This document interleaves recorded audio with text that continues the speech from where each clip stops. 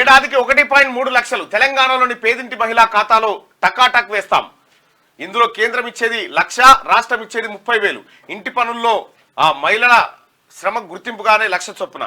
ఈ పథకంతో దేశంలో పేద మహిళలకు లక్షాధికారులను చేస్తాం. మహిళలను రాజ్యాంగం రద్దుకు ఎన్డీఏ కుట్ర, రక్షించే లక్ష్యమే ఇండియాది.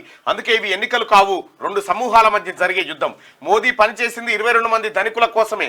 వారికి 16 లక్షల కోట్లు మాఫీ చేశారు. మేము రైతులకు రుణమాఫీ చేస్తాం, ఎంఎస్పీకి చట్టబద్ధత కల్పిస్తాం. నిరుద్యోగుల కోసం పెహలీ నౌకరీ పక్కా పేరుతో ప్రత్యేక పథకం. దీని కింద ప్రభుత్వ ప్రైవేట్ రంగ సంస్థల్లో ఏడాది అప్రెంటిస్షిప్. దేశవ్యాప్తంగా జనగణన, ప్రతి సంస్థను సర్వే చేయిస్తాం.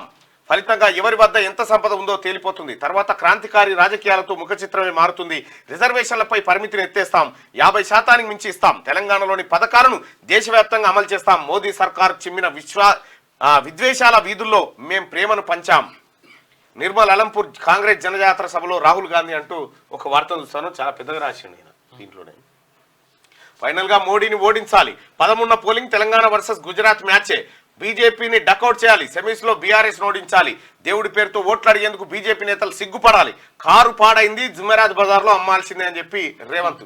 అసలు ఈ జుమెరాత్ బజార్ అంటే ఇది తెలుసా? ఈ జుమెరాత్ బజార్ ఇదేనా చోర్ బజార్ అంటే? కాదు కదా, పాత సామానం మీద. ఈ క్యా మాలూమ్ హై భాయ్ ఆప్కో? కర్దే ఇది రెండో జానుకో జుమెరాత్ బజార్. రాత్ అంటే జుమ్మే అంటే అయితే శుక్రవారం రాత్రి.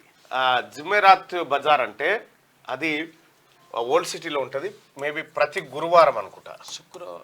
జుమ్మా ప్రతి గురువారం అంటే ఈ గురువారం రాత్రి జుమ్మే కా రాత్ టైంలో. జుమ్మే అంటే శుక్రవారం. జుమ్మే అంటే శుక్రవారమే కానీ అంతకంటే ముందు రాత్రి. Okay okay. ఆ రాత్రి అక్కడ జుమ్మెరాత్ బజార్ అంటే ఆ రాత్రి జరిగేటువంటి బజార్ అది. నిజంగా మనం కూడా ఒకసారి చెక్ చేద్దామని, ఎందుకైనా మంచిది. ఆడ ఏంటంటే ఈ చోరీ చేసినటువంటి వస్తువులు చాలా చీప్ గా అమ్ముతారని చెప్పి చోర్ బజార్ అంటారు కదా దాన్ని.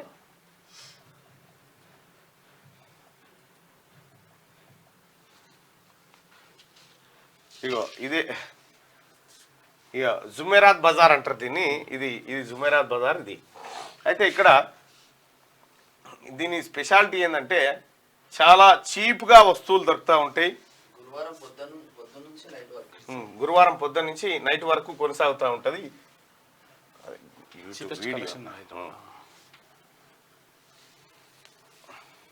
పురాణాపూల్ దగ్గర ఉంటుంది, ఉస్మానియా హాస్పిటల్ ఏరియాలో.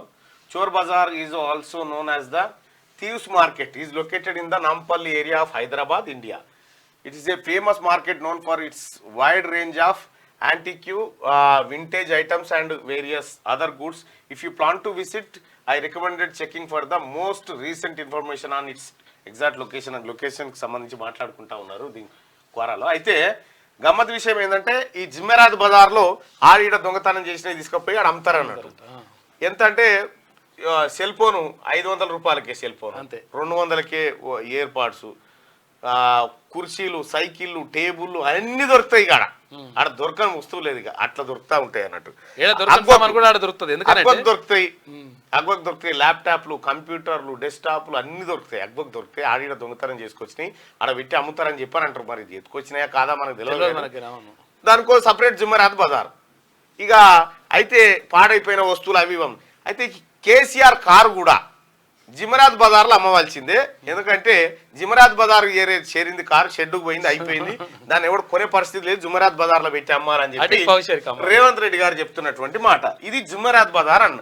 జుమెరాత్ బజార్లో అమ్మాల్సిందే అని చెప్పి చెప్తా ఉన్నాడు. ఇది జుమెరాత్ కథ. జుమ్మెకి రాత్ అంటే వచ్చే గురువారం అనుకుంటున్నాను.